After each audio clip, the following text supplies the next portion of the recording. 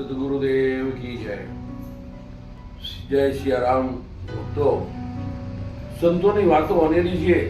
સંત શ્રી તુકારામ થઈ ગયા, શ્રી કબીર સાહેબ, નરસિંહ મહેતા, જેને ભગવાન કૃષ્ણ સાક્ષાત વાતો કરતા એવા સંત શ્રી નરસિંહ મહેતાની આપણે આજ વાત કરીશું.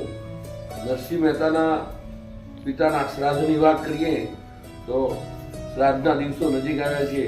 નરસિંહ મહેતા તો તલ્લીન હતા ભજન કીર્તનમાં, ચારો પોર, સવાર બપોર સાંજ ગમે ત્યારે. અને દર સાલ નરસિંહ મહેતાના પિતા મોટા ભાઈ એમના પિતાનું શ્રાદ્ધ કરતા. આ વખતે પણ મોટા ભાઈ આવ્યા છે. મહેતાજી તો એ કીર્તનમાં મસ્ત છે, ભગવાનના કીર્તનમાં લાગેલા છે. મોટા ભાઈ આવીને બૂમ પાડે છે, મહેતા ક્યાં છે? તો માને કીર્તનમાં બેઠા છે. જ્યારે આવું ત્યારે કીર્તનમાં બેઠો હોય, સવાર હોય, બપોર હોય, સાંજ હોય, કોઈ ટાઈમ ભજન કીર્તન સિવાય બીજું કાંઈ છે જ નહીં. ધંધો કે સારું હવે કાલે આપણે શ્રાદ્ધ છે તો તમે બંને જણા વહેલા હારાઈ જાજો, બધું કામ સંભાળી લેજો. આ તમને કહીને જાઉં છું. અને બે શબ્દો મોટા માટે છે એમ તેમ બોલ્યા મોટા ભાઈ. મણેક મેથી લાગી આવ્યો. મણેક મેથી કે મોટા ભાઈ અમે તમારા શોરૂમ છીએ. લાજ કાઢીને એમને બે શબ્દો કીધા કે ભાઈ ગમે તેમ તો પત્નીને પતિ વિશે કોઈ બોલે તો સહન ના થાય. એમ કહ્યું કે શું ભગવાનની ભક્તિ કરવી એ ગુનો છે? તો એ મારા પતિ કરી રહ્યા છે એવું માની તમે એમને બે ત્રણ શબ્દો બોલો. અને તમને એવું હોય તો અમે આ વખતે અમારા ઘેર શ્રાદ્ધ કરીશું.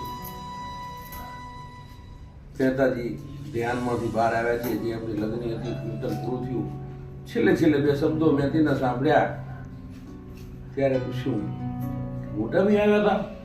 હા, તમે અમને કાંઈ કીધું? છેલ્લે શબ્દો સાંભળ્યા મને. હા, તમારા વિશે કંઈક બોલતા હતા એટલે મારા સહન ના થયું. મેં એમને છેલ્લે એમ કીધું છે કે આપણા ઘેર આપણે બાપનું શ્રાદ્ધ કરીશું, પિતાનું શ્રાદ્ધ આપણે.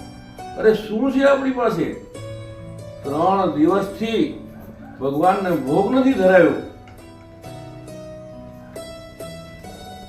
કઈ નહીં, મારી પાસે કાનની વાડી છે, એ વેચી આવો.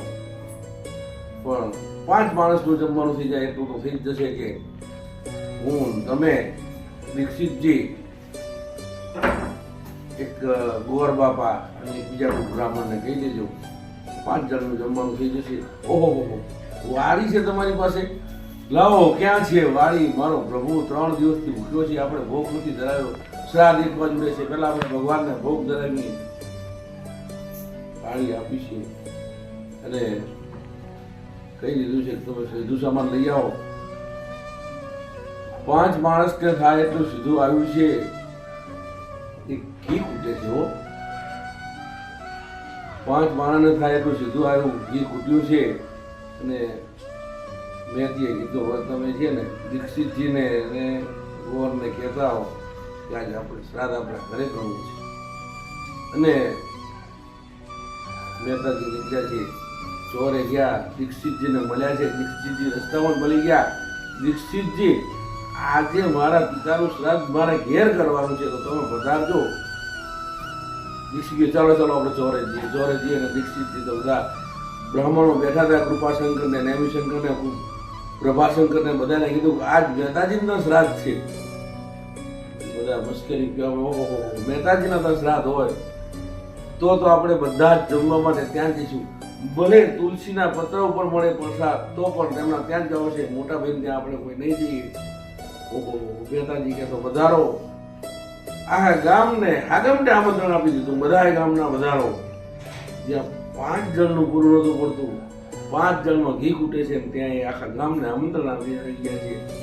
આવી મેથીને કહી દીધું કે મેથી કે આવ્યા 5 જણને આમંત્રણ. અરે આખા ગામને આગમટે આમંત્રણ આપ્યું.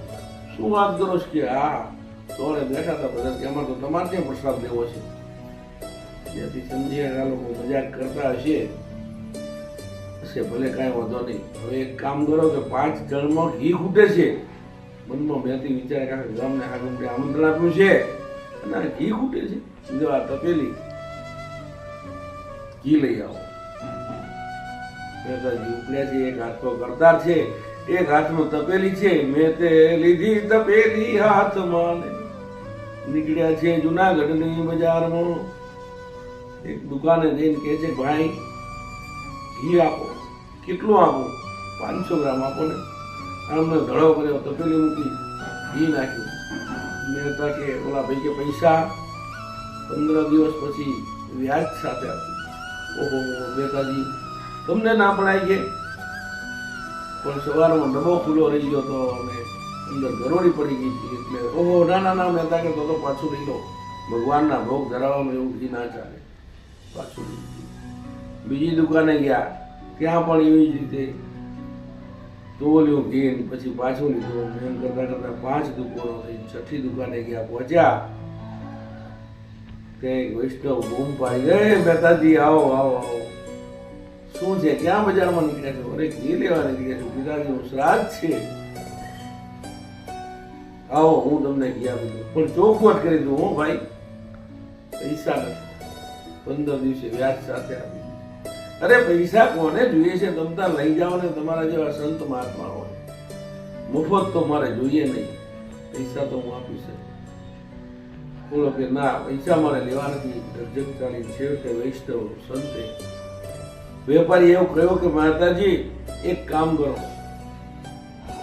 એક ભજન ગાઈ લો, આપણે બસ પૈસા આવી ગયા. ઓહો મહેતાજીનો તો ભાવતું હતું, વહી દઈ કીધું, દોડવું હતું, ઢાળ મળ્યો અને મહેતાજી તપેલી મૂકી એક બાજુ ભજન ચાલુ કર્યું છે.